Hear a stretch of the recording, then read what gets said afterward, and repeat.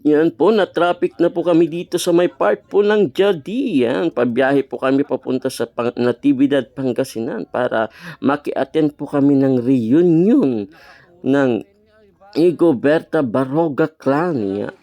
Na dito po sa Jadi pa lang po, na-stuck po kami dito ng magmula ng alas 11 ng gabi. Na-stuck po kami dito ng more than 3 hours. Po kami dito sa may mall po dito sa may Tayog, Pangasinan. Yan po. Maraming salamat po kasi yun nga po, ginutom po ang inyong lingkod.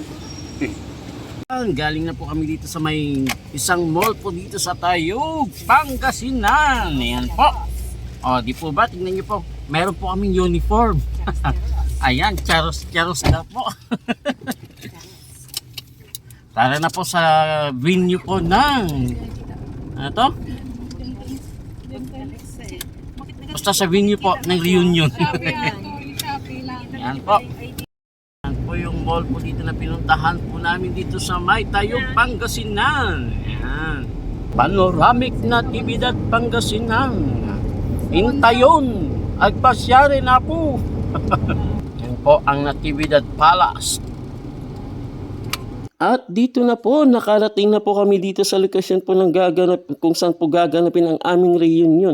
Dito sa auditorium or barangay hall po ng Salud Natividad, Pangasinan. Iyan po, napakaganda, bagong-bago pong barangay hall po nila at ang kanilang covered court. Ngayon nga po, dito po ako pinanganak, dito po kami pinanganak ng aming mga kapatid at lumaki. Kaya yan po, ang laki po ng pagbabago nitong barangay po na to.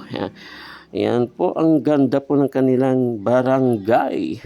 At ayun nga, dahil maulan, dito po namin ginanap ang aming Igoberta Reunion Baroga Clan. Ayan.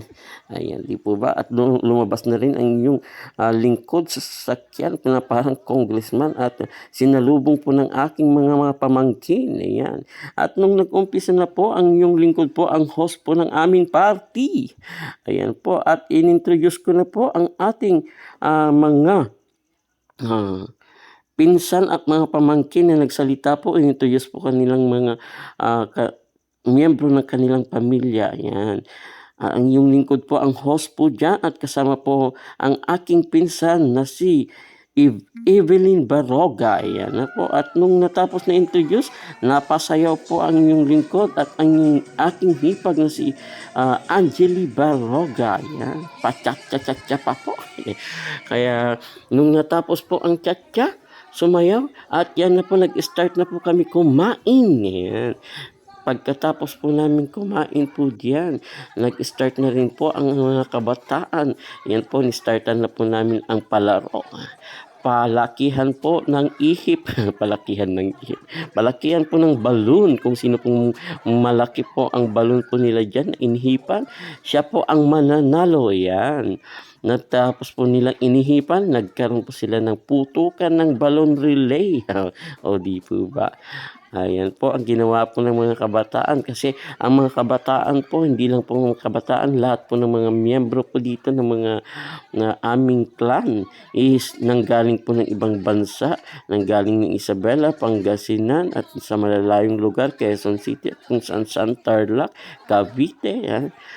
At ngayon lamang po naganap ang aming first reunion at ang karamihan po ng iba dyan ay ngayon lamang po sila nagkakakilala. Yan, o di po ba? Na nagpalaro po kami ng iba't ibang klase ng mga laro para naman po maaliw ang mga kabataan. Pero hindi lang po sa kabataan. Magmula sa kabataan, ang nagpalaro po kami hanggang sa matatanda yan, yung ginawa ng po ng matatanda. At hanggang sa mga bata. Pagkatapos po namin nagpalaro po sa parlor games at doon na rin po nagtatapos ang aming reunion, kaya na po picture na po ang naganap. At hindi lang po natapos po dyan ang picture, ang pagkatapos din po doon sa baba hanggang nung nagpaalaman na po ang bawat isa.